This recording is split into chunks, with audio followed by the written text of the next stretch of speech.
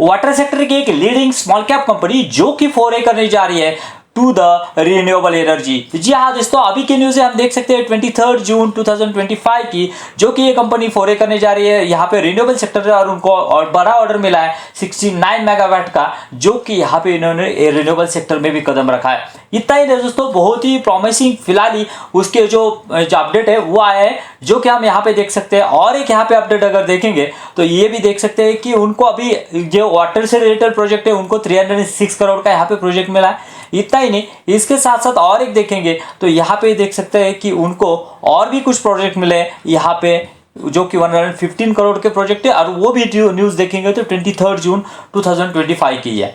उसके साथ साथ अगर देखेंगे और भी एक न्यूज़ है सिमिलरली ऑन 23 जून 2025 की, यहाँ पे देखेंगे तो इन्होंने और एक एक्विजिशन किया है, जो कि यहाँ पे देख सकते हैं कि सोल्ट्रिक्स एनर्जी सॉल्यूशंस करके एक कंपनी है, उसका 49% स्टेक उन्होंने एक्वायर किया है। और उनका कहना है कि आने वाले within 1 year remaining 51% stake भी ये एक्वायर करने वाले हैं।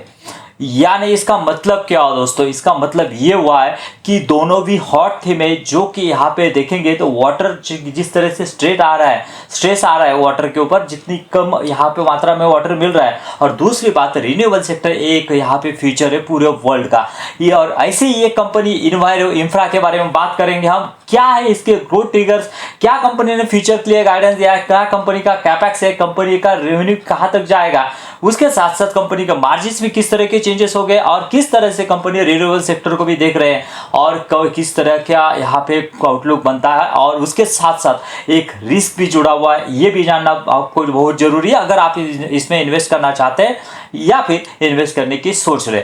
सो दोस्तों चलिए, जैसे कि हम हमेशा कहते हैं, लर्निंग है तो हियरिंग है, चलिए कुछ नया सीखते हैं। सबसे पहले कंपनी के बिजनेस के बारे में समझेंगे, उसके बाद में फ्यूचर का क्या आउटलुक बनता है इसके बारे में बात करेंगे।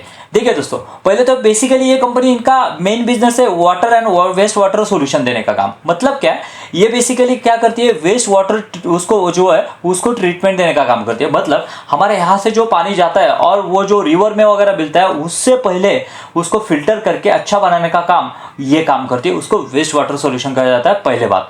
दूसरा जो सोल्यूशन दिया जाता है वो है, अगर यहाँ पे कहीं पे डैम वगैरह है, डैम से यहाँ पे सिटीज में अगर पानी आ रहा है तो वो डायरेक्ट तो यहाँ पे नहीं आएगा, उसको यहाँ पे फिल्टर करने का काम करते हैं, उसको भी वाटर सप्लाई स्कीम प्रोजेक्ट कहा जाता है, WSSP।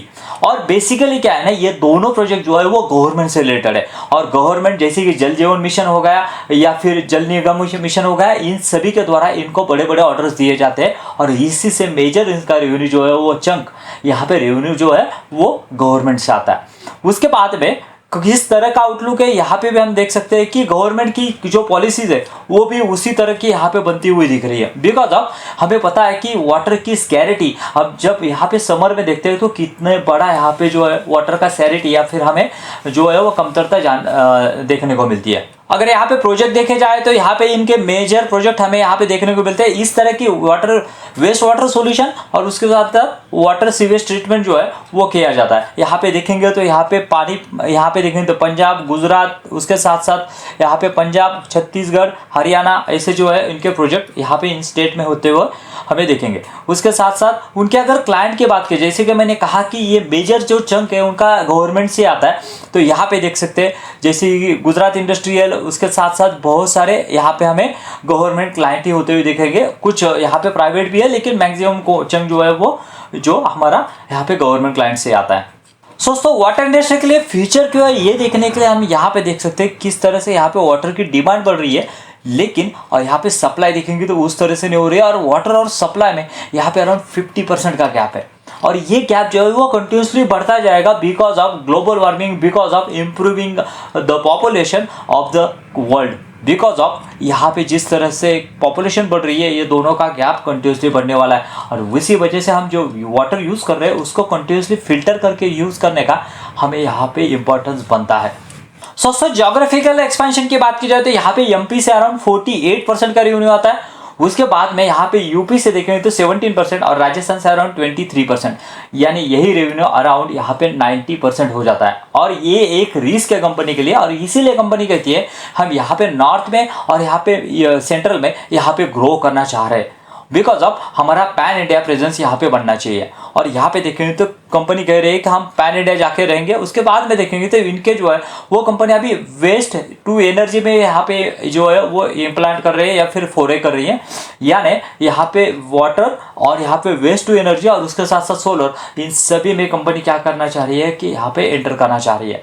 दोस्तों अब देखेंगे कंपनी का क्वार्टर 4 के रिजल्ट। और यहाँ पे अगर देखेंगे तो मार्च 2024 में जहाँ पे रेवेन्यू 300 करोड़ था वो बढ़ के 393 करोड़ हुआ है। और यहाँ पे देखेंगे तो अराउंड 31% की अच्छी खासी ग्रोथ यहाँ पे दिख रही है। आप अगर देखेंगे पूरी इंडस्ट्री में, वाटर इंडस्ट्री में इतनी अच्छी ग्रोथ किसी की भी नहीं है, पहली बात। इसके साथ साथ उसके मार्जिन भी कुछ डिक्लाइन हुए, उसके बारे में हम बात करेंगे कि मार्जिन डिक्लाइन क्यों हुआ है और वो बढ़ सकते हैं कि नहीं, इसके बारे में हम आगे बात करेंगे। उसके बाद में यहाँ पे देखेंगे तो कंपनी का पैट किस तरह से बढ़ा है वो देखने के लिए हम यहाँ पे नीचे देख सकते हैं, जो कि 57 करोड़ का पैट था वो अभी बढ़ के 74 करोड़ हुआ, जो कि आगे एक अच्छी बात है। ईयर ऑन ईयर बेसिस पे यहाँ पे रिजल्ट की बात की जाए तो यहाँ पे देख सकते हैं ईयर ऑन ईयर बेसिस पे जो कि लास्ट ईयर रेवेन्यू था 729 करोड़, वो बढ़ के हो चुका है 1066 करोड़, यानी यहाँ पे 46% की jump year on year basis से हमें यहाँ पे दिख रही है। और मार्जिन यहाँ पे ईयर ऑन ईयर बेसिस पे देखेंगे तो 2% के मार्जिन इंप्रूव हुए।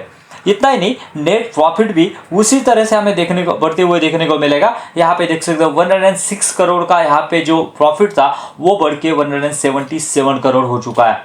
और वो भी किस तरह से बढ़ेगा, आगे क्या आउटलुक है, इसके बारे में हम आगे बात करेंगे।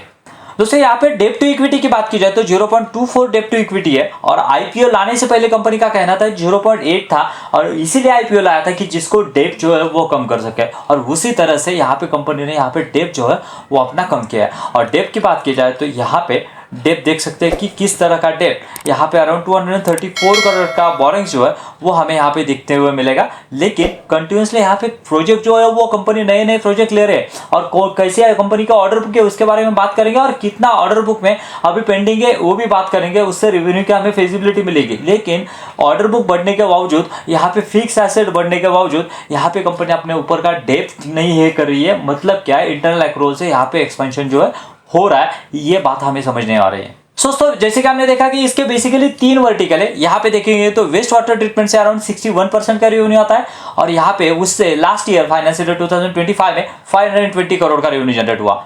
वाटर ट्रीटमेंट में यहाँ पे देखेंगे तो 37% का रेवेन्यू आता है, उससे भी अराउंड 515 करोड़ का रेवेन्यू आता है। और ऑपरेशन एंड मेंटेनेंस से भी कंपनी का 2% रेवेन्यू आता है, जो कि अराउंड 30 करोड़ का रेवेन्यू उससे बनता है। और ऐसा मिला के अराउंड 1066 करोड़ यहाँ पे रेवेन्यू जो है कंपनी ने जनरेट किया है। उसके बाद में बेसिकली ये 2 मॉडल पे काम करती है, जैसे कि यहाँ पे देख सकते हैं BEPC, मतलब क्या है, engineering and procurement and construction. मतलब क्या है कि यहाँ पे देखेंगे तो ये खुद अपना पैसा लगा, ये जो है हम कॉन्ट्रैक्ट लेती है, और बाकी का जो है जैसे जैसे काम कंप्लीट होता है वैसे वैसे पेमेंट इनको किया जाता है।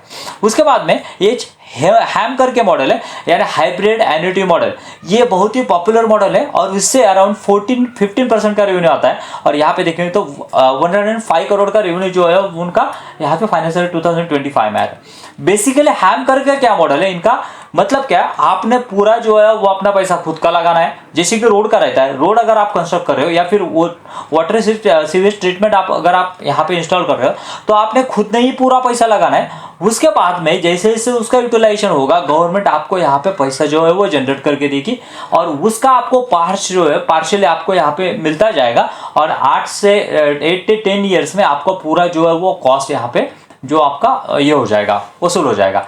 इसमें क्या रहता है ना, बेसिकली इसमें जो मार्जिन जो है वो ज़्यादा रहते हैं, बिकॉज ऑफ आपका ज़्यादा कैपिटल यहाँ पे इन्वेस्ट हो रहा है, उसकी वजह से जो मार्जिन जो है वो ज़्यादा रहते हैं। एज वेल एज यहाँ पे देखते हैं ऑपरेशन मेंटेनेंस जो है उसमें भी अराउंड 35 to 40% के मार्जिन से यहाँ पे रहते हैं, लेकिन उसका जो है वो कंट्रीब्यूशन कम है। अभी कंपनी क्या करना चाह रही है कि EPC का जो पोर्शन है जो कि 83% है, उससे कम करके यहाँ पे हैम में जाना चाह रही है।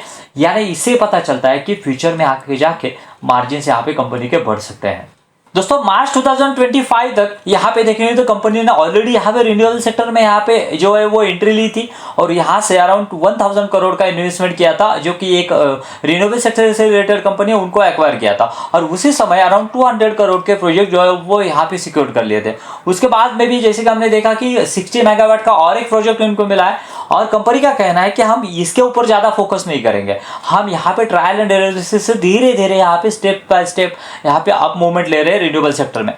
सो दोस्तों इससे मैनेजमेंट की एक जो नियत है वो पता चलती है कि वो डायरेक्टली बहुत बड़ा कैपेक्स नहीं करना चाह रहे।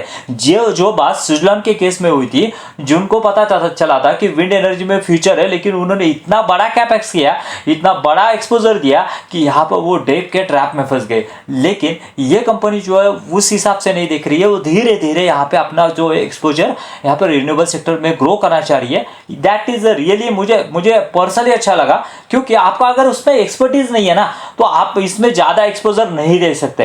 That is a good thing. दोस्तों इंडस्ट्री में टेलविंड वो कैसा पता चलेगा, वो पता चलेगा यहाँ से। दोस्तों यहाँ पे देखिए तो बेसिकली इनके 3 प्रोजेक्ट है सेंट्रल गवर्नमेंट के। जल जीवन मिशन जो कि लास्ट ईयर यहाँ पे कंट्रीब्यूशन था या फिर बजट था 23,000 करोड़ का, वो बढ़ के हो चुका है 67,000 करोड़। उसके बाद में नमामि गंगे का देखेंगे तो जो कि 2890 का था वो 3290 का है। और यहाँ पे देखते थे अमृत मिशन का जो है वो 6000 से 10,000 तक यहाँ पे बजट जो है वो चला गया, यानी बहुत ही ह्यूज कैपेक्स यहाँ पे गवर्नमेंट करते जा रही है। और उसी का फायदा यहाँ पे ऐसी यहाँ पे वाटर की जो कंपनियां है उनको मिलते हुए दिखेगी।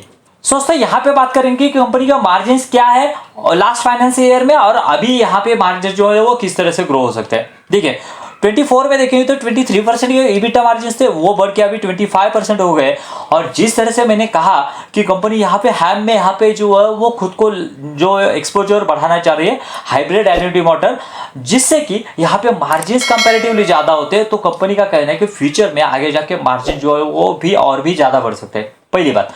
दूसरी बात, जैसे कि मैंने कहा ऑपरेशन एंड मेंटेनेंस में अराउंड 35 to 40% के मार्जिन से। जैसे जैसे कंपनी का क्लाइंट बेस बढ़ेगा ना, जैसे जैसे उनके जो प्रोजेक्ट बहुत जगह पे होंगे, वैसे ही ये 2% का जो उनका एक्सपोजर है in the operation and maintenance में वो धीरे धीरे वो बढ़ने वाला है। उसके साथ साथ और भी कुछ जो गवर्नमेंट की स्कीम है उनको मेंटेनेंस के लिए यहाँ पे ये कर रही है, ऑर्डर दे रही है। और ये दोनों से अगर यहाँ पे धीरे धीरे अगर एक्सपोजर बढ़ता है तो यहाँ पे उनका मार्जिन भी ग्रो होने की पॉसिबिलिटीज है। लेकिन होगा कि नहीं ये जानने के लिए आपको चैनल को सब्सक्राइब करना होगा, बिकॉज ऑफ इसको कंटिन्यूसली हम ट्रैक करने वाले हैं इन्वायरी इंफ्रा को, जिससे कि हमें पता चलेगा किस तरह की यहाँ पे ग्रोथ यहाँ पे कंपनी में हो रही है।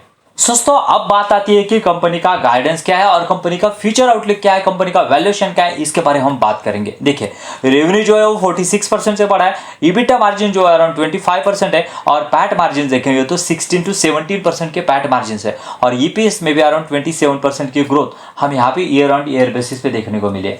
तो कंपनी का क्या कहना है, हम यहाँ पे फाइनेंशियल ईयर 2025-26 में यहाँ पे अराउंड 40% से ग्रो करेंगे। और अगर यहाँ पे देखेंगे तो कंपनी का जो फिलहाल पी चल रहा है अराउंड 21 का पी चल रहा है, और यहाँ पे अगर कंपनी 40% से ग्रो कर रही है तो हमें यहाँ पे देखने को मिलेगा पी जस्ट ओनली यहाँ पे देखेंगे तो 15 का पी पे यहाँ पे कंपनी जो है वो अवेलेबल होती हुई दिख रही है।